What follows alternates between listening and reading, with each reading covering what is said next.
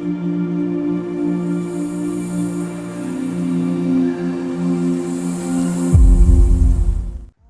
اللہ الرحمن الرحیم۔ شروع اللہ کا نام لے کر جو نہایت ہی مہربان اور رحم کرنے والا ہے۔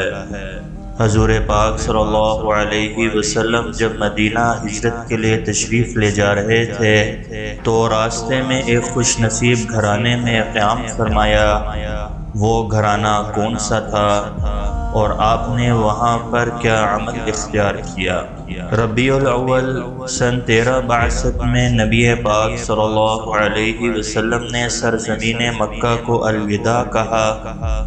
3 راتیں غار ثور میں قیام فرمایا اور ہجرت کے ارادے سے مدینے کی جانب عازم سفر ہوئے۔ اس سفر میں آپ صلی اللہ علیہ وسلم کے ہمراہ حضرت ابو بکر صدیق رضی اللہ تعالی عنہ، ان کے آزاد کردہ غلام حضرت عامر بن فہیرہ رضی اللہ تعالی عنہ اور عبداللہ بن اریقط لیثی تھے۔ عبداللہ بن اریقط لیثی غیر مسلم ہونے کے باوجود ایک قابل اعتماد شخص تھا اور مکہ سے مدینہ جانے والے تمام راستوں سے واقف تھا۔ اسی لیے نبی پاک صلی اللہ علیہ وسلم نے اسے راستہ بتانے کے لیے اجرت پر اپنے ساتھ لے لیا تھا۔ یہ مختصر قافلہ قدیت کے مقام پر پہنچا تو حضرت ابو بکر صدیق رضی اللہ تعالی عنہ کی صاحبزادی حضرت اسماء رضی اللہ تعالی عنہ نے غار سے روانگی کے وقت جو کھانا ساتھ دیا تھا وہ سب ختم ہو چکا تھا اور نبی پاک صلی اللہ علیہ وسلم اور آپ کے ساتھیوں کو شدید بھوک اور پیاس محسوس ہو رہی تھی۔ حضرت ابو بکر صدیق رضی اللہ تعالی عنہ نے ام معبد کی شہرت سن رکھی تھی اور انہیں یقین تھا کہ ان کی قیامگاہ پر کھانے پینے کا کچھ انتظام ہو جائے گا، کیونکہ وہ عربوں کی مہمان نوازی سے خاص طور پر متصف تھیں۔ اللہ تعالیٰ نے ان کے دل میں ایثار اور خدمت خلق کا جذبہ کوٹ کوٹ کر بھرا ہوا تھا۔ لوگ ان کی اعلیٰ حوصلگی اور شرافت کی تعریف کرتے نہیں تھکتے تھے۔ چنانچہ یہ مقدس قافلہ ام معبد کے خیمے پر جا رکا۔ ام معبد اس وقت اپنے خیمے کے آگے صحن میں بیٹھی ہوئی تھیں۔ ان دنوں خشک سالی نے سارے علاقے پر قیامت ڈھا رکھی تھی اور ام معبد کے ہاں بھی تنگی اور فاقہ تھا۔ نبی پاک صلی اللہ علیہ وسلم نے ام معبد سے فرمایا کہ دودھ، گوشت، کھجوریں، کھانے کی کوئی چیز بھی تمہارے پاس ہو تو تم ہمیں دے دو، ہم اس کی قیمت ادا کریں گے۔ تو ام معبد نے حسرت سے جواب دیا کہ خدا کی قسم اس وقت آپ کو پیش کرنے کے لیے کوئی چیز ہمارے گھر میں موجود نہیں ہے، اگر کوئی چیز ہوتی تو میں ضرور حاضر کر دیتی۔ اتنے میں نبی پاک صلی اللہ علیہ وسلم کی نظر ایک مریل سی بکری پر پڑی جو خیمے میں ایک طرف کھڑی ہوئی تھی۔ آپ صلی اللہ علیہ وسلم نے فرمایا، ام معبد اگر تم اجازت دو تو اس بکری کا دودھ دھو لیں۔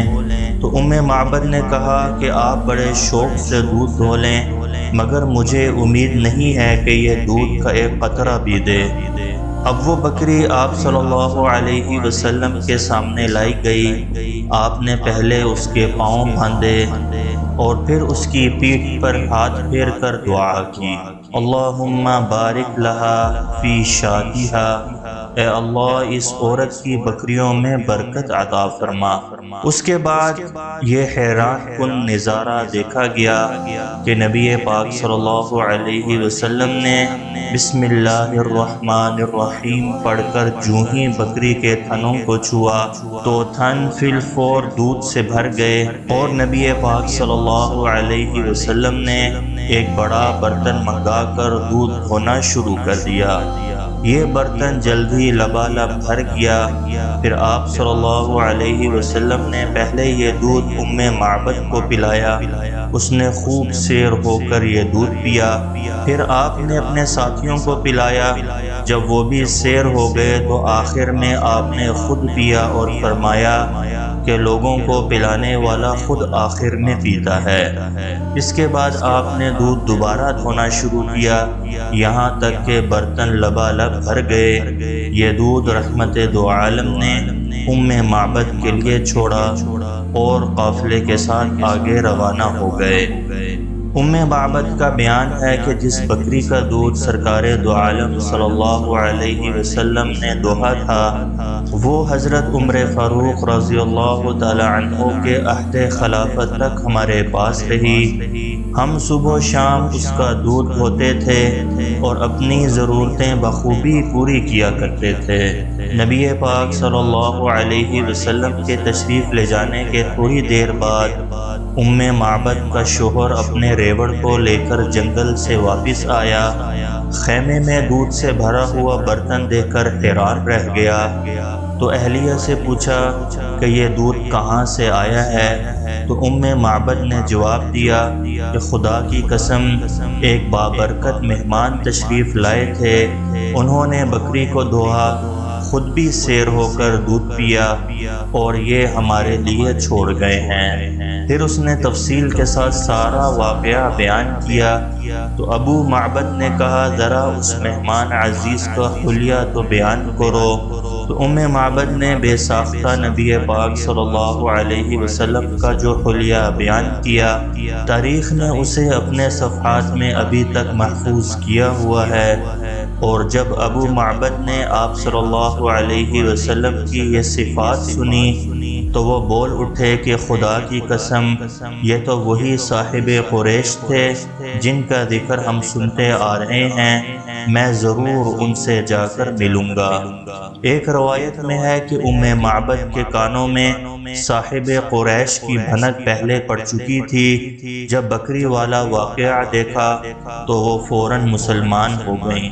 دوسری روایت میں ہے کہ نبی پاک صلی اللہ علیہ وسلم کے مدینہ تشریف لے جانے کے بعد معبد اور معبد دونوں میاں بیوی ہجرت کر کے مدینہ پہنچے اور نبی پاک صلی اللہ علیہ وسلم کی خدمت میں حاضر ہو کر ایمان قبول فرمایا۔ تو دوستو، اگر آپ کو یہ ویڈیو اچھی لگی ہے تو اس کو لائک اور شیئر کیجئے، اور اگر ہمارے اس چینل کو سبسکرائب نہیں کیا تو چینل کو سبسکرائب بھی کر لیں۔